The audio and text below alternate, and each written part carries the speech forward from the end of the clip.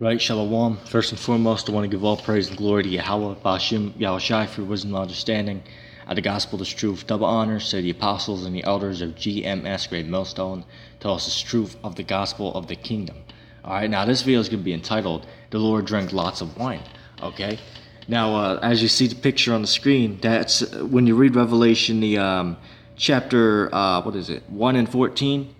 Matter of fact, how about we get that real quick, just to start off the lesson, just so we can back up that image, okay? Because, you know, the church tries to tell you that the Lord's a white man. That's not true. Even though this isn't part of the lesson, we'll get it anyway. This is Revelation chapter 1, verse, let's see.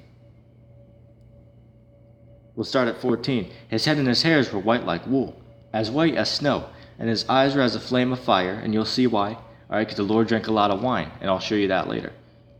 Hidden his feet like a defiant brass, as if they burned in a furnace, and his voice as a sound of many waters. Now, why was his eyes as a flame of fire? Let's get the scriptures. This is the book of Genesis, chapter 49, verse 12. His eyes shall be red with, let me turn the page real quick, red with wine, and his teeth white with milk. Okay? So the Lord, matter of fact, I'll read it one more time. This is Genesis chapter 49, verse 12. His eyes shall be red with, let me turn the page, wine, and his teeth white with milk. So that, yeah, there you go right there. His eyes were basically like fire, all right, were super red because of how much wine he drinks. Okay? The scriptures tell you the Lord was of a man of such sorrows. Okay, does it not? Now from there, we're going to go to the book of Isaiah.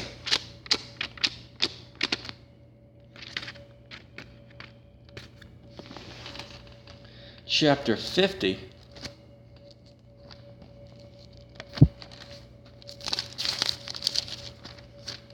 Actually, the book of Isaiah, chapter 53. I'm going to start at verse, let's see. I'm going to start at verse 3 and read to 12. He is despised and rejected of men, a man of sorrows and acquainted with grief. And we hid, as it were, our faces from him. He was despised, and we esteemed him not. Surely he have bore our griefs and carried our sorrows, yet we did esteem him stricken, smitten of God, and afflicted. But he was wounded for our transgressions, he was bruised for our iniquities. The chastisement, of our peace was upon him, and with his stripes we are healed. All we like sheep have gone astray. We have turned everyone to his own ways.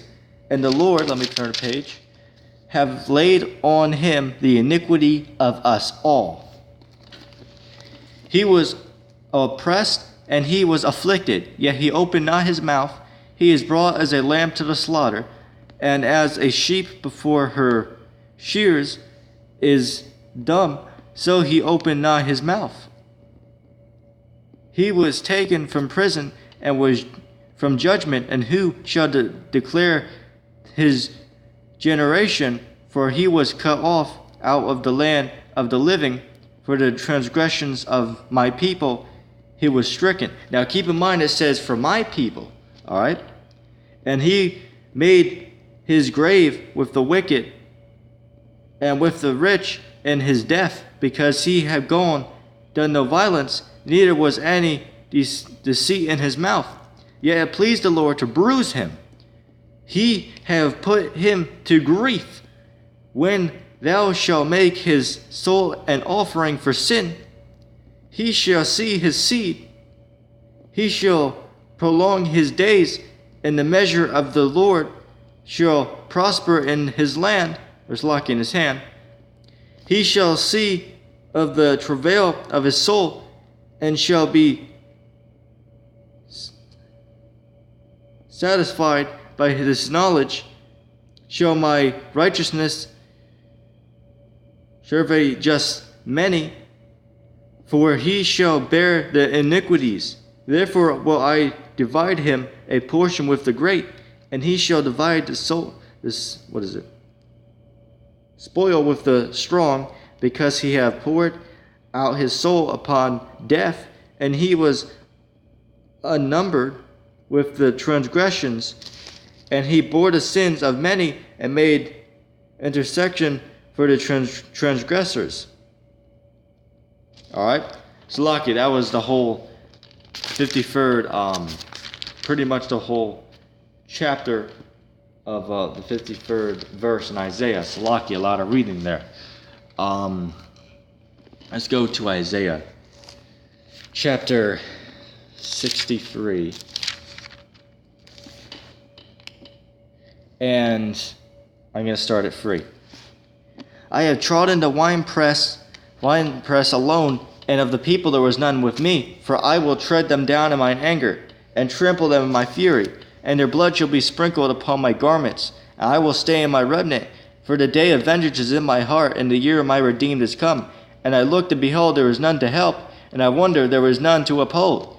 Therefore mine own arm brought salvation unto me, and my fury it upheld me. And I will tread down the people in mine anger, and make them drunk with my fury, and I will bring their strength to the ground. Yeah, because the Lord was angry and pissed off, man.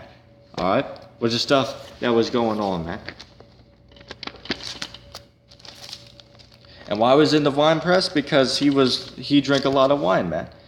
So that's where you'd find him at.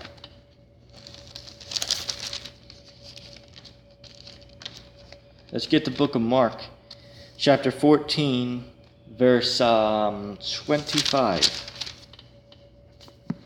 Verily I say unto you, I will drink no more of the fruit of the vine until that day that I drink it new in the kingdom of God. Yeah, the Lord's not going to drink any wine until he drinks it new with us in the kingdom, man.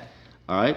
And that also proves there will be material goods in the kingdom, man. All right? Because how is he going to drink wine in the kingdom if there ain't no wine there, man? And those wine bottles been sitting there for thousands of years, man. Okay?